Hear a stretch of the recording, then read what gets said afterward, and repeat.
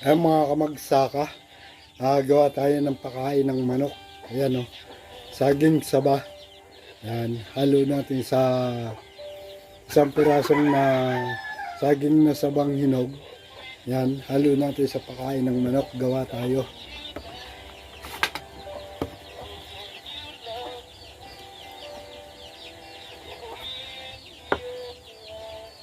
Ayan, gagayat-gayatin natin ng medyo maliit-liit.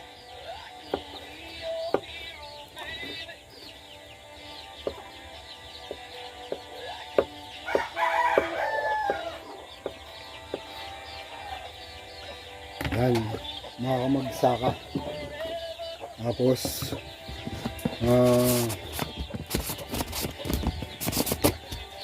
ito, mga kamagsaka.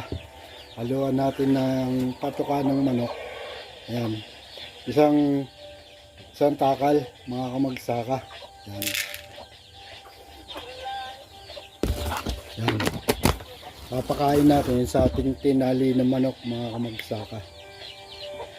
At yan, halu-haluin natin. Halu-haluin natin para mahalo siya.